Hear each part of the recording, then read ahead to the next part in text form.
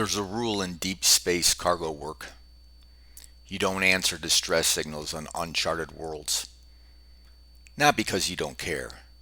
Not because you've been hardened by years of hauling freight between systems nobody's bothered to name.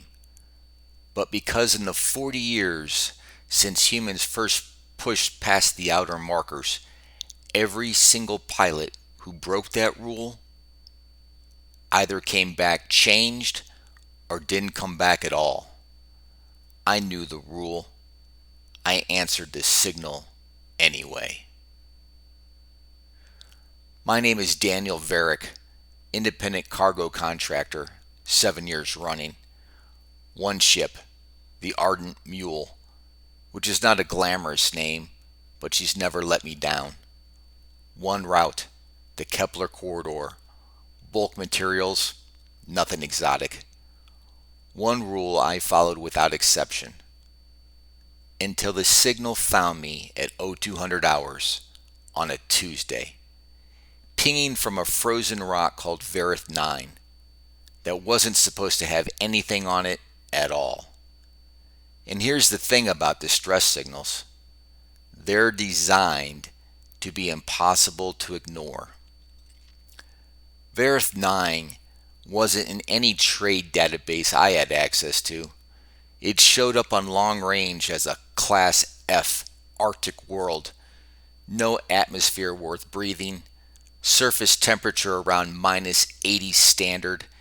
Geological activity near zero. The kind of place that exists on a star maps as a number and nothing else. The signal was clean.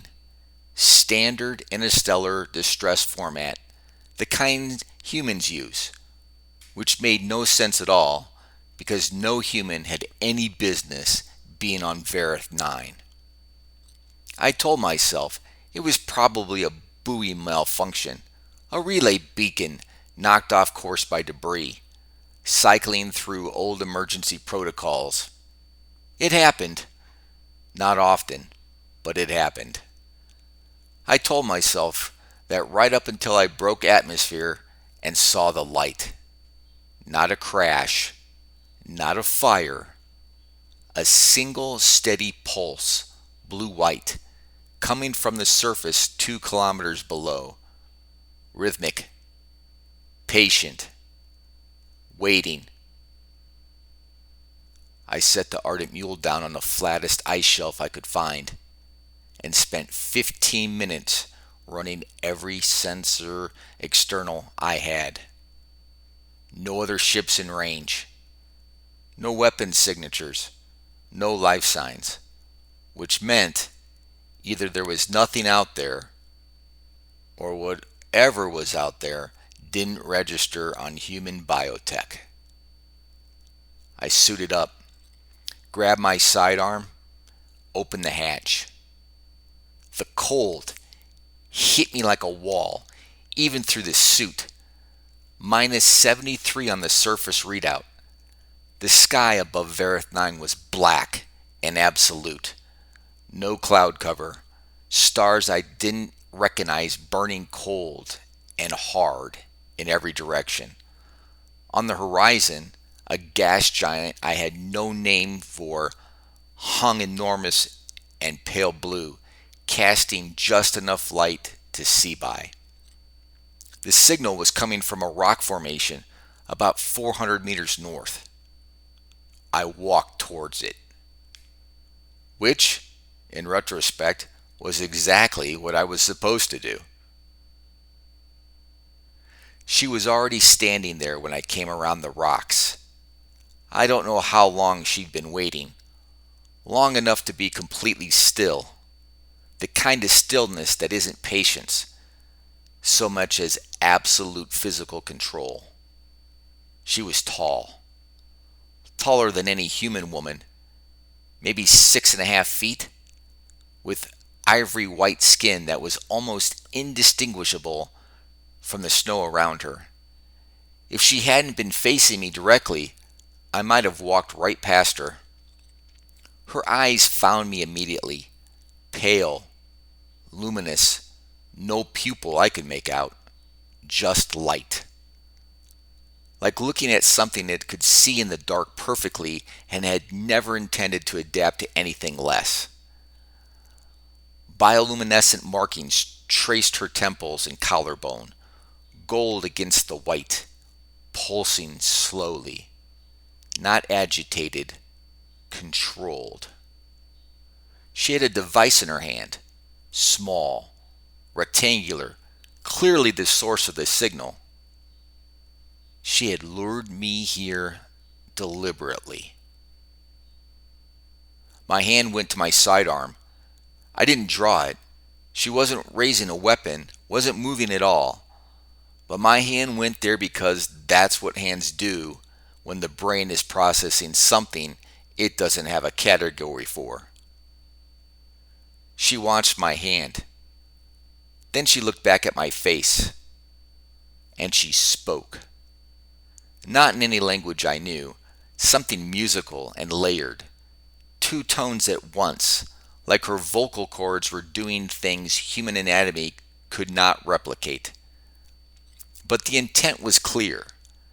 She was talking slowly, carefully, the way you talk to someone you need to understand you. She held up the signal device.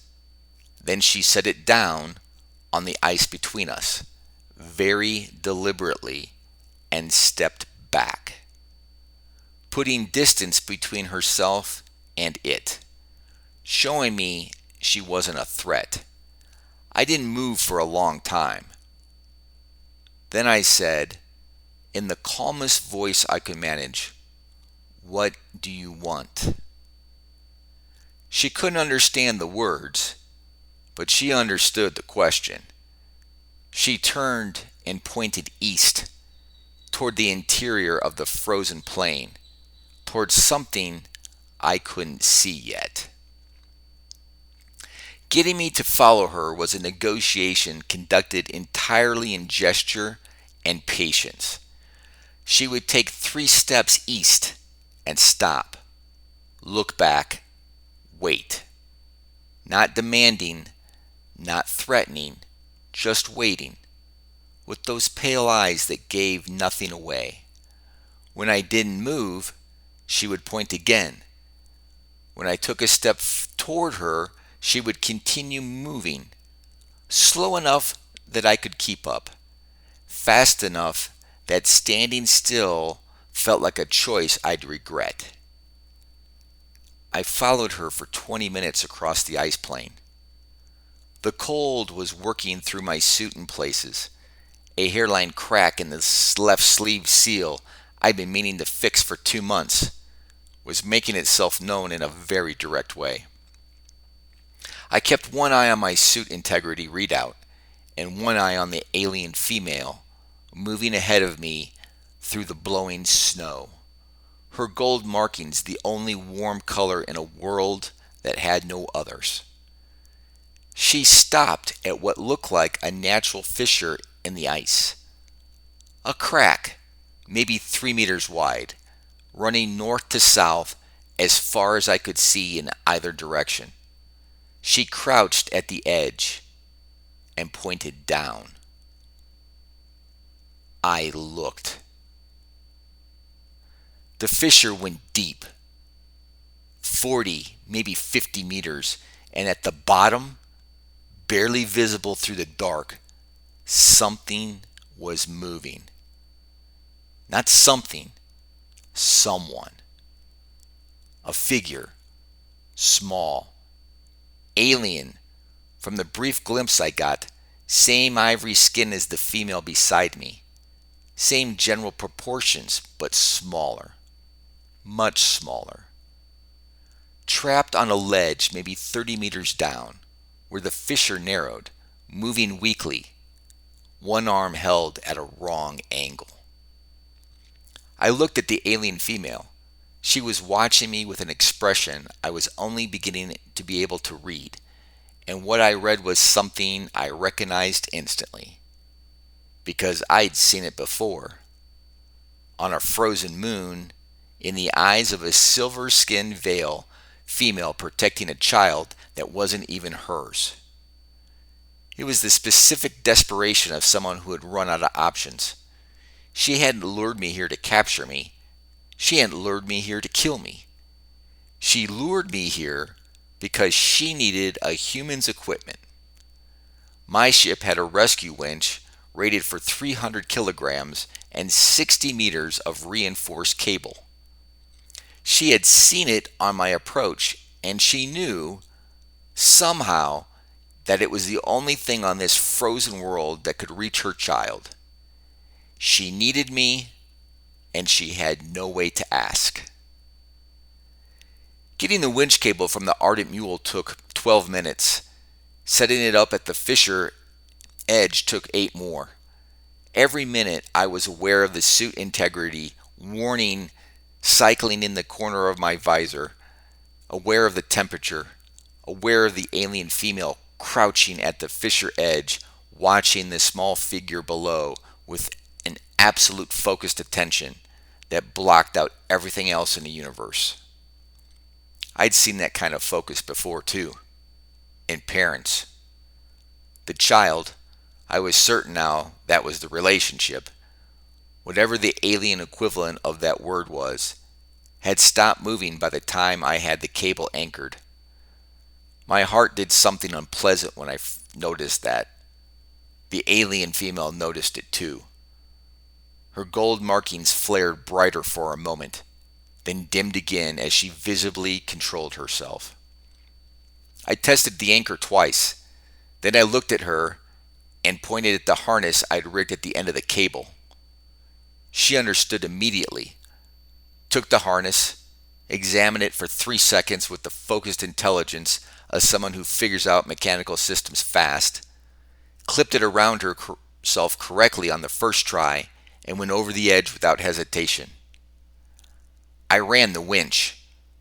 The cable paid out slowly. 30 meters. 35. I watched the readout and listened to the wind and tried not to think about what happened if the anchor shifted on the ice. At 41 meters, the cable went slack. She'd reached the ledge. 4 minutes passed, the longest 4 minutes I can remember. Then the table went taut again, and the weight on the readout doubled. I brought them up slowly, carefully.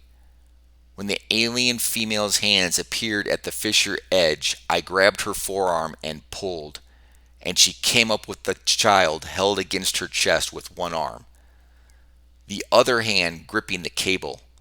And even now, even in that moment, she did not make a sound. Just got her feet under her on solid ice and stood. The child was unconscious, breathing. I could see the small chest moving, but unconscious. One arm clearly broken, skin even paler than the female's. She looked at me. I pointed at my ship. She did not hesitate. The Ardent Mule was not designed for alien passengers. The ceilings were fine. She had to duck slightly in the corridor, but managed. But everything else was human scaled and human configured, and she moved through it with the careful attention of someone cataloging an entire new category of existence. I got the child onto the med bunk. My onboard medical system was basic. It was a cargo ship, not a medical frigate. But it had bone knit applicator and a broad spectrum stabilizer that worked on most carbon-based biology. I used both, watching her face the whole time to see if she was going to stop me. She didn't.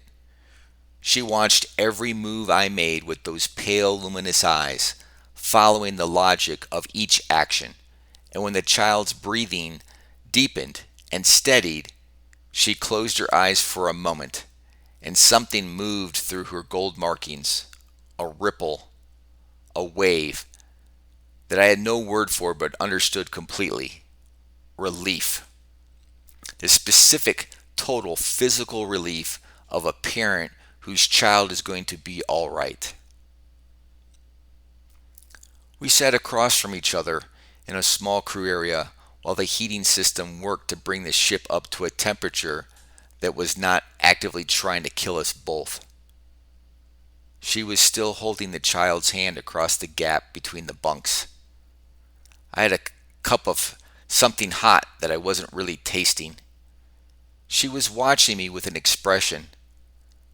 I was only starting to be able to read. After a long time, she reached into a compartment in her suit and produced something, a small flat object, smooth, that projected a faint holographic display when she pressed it.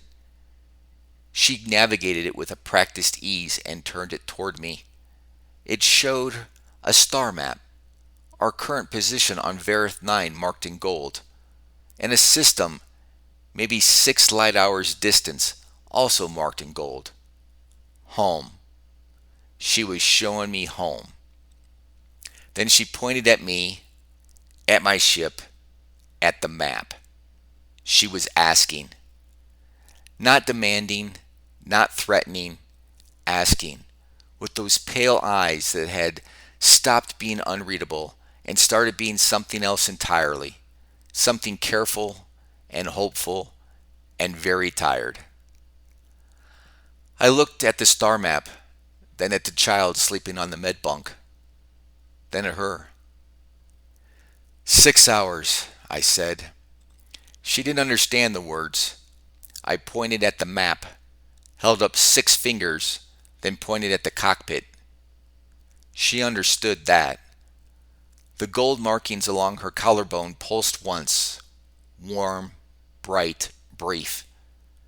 I'd been in space long enough to know that some things didn't need translation.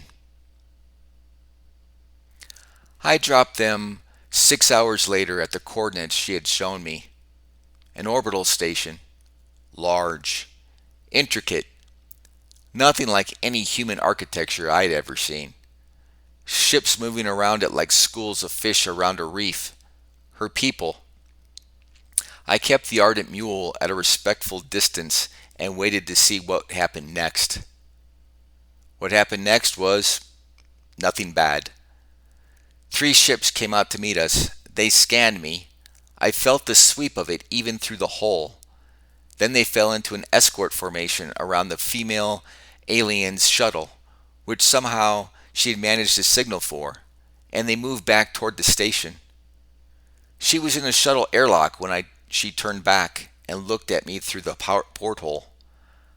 I don't know what the gold markings mean in her culture. I don't know what the specific pattern that moved through them in that moment signified to her people or her language, or whatever internal logic governed her expressions. I know what it looked like. There's a rule in the deep space cargo work. You don't answer distress signals on uncharted worlds.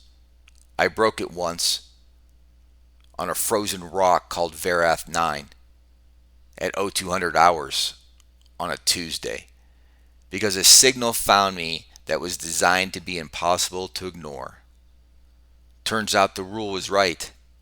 I came back changed.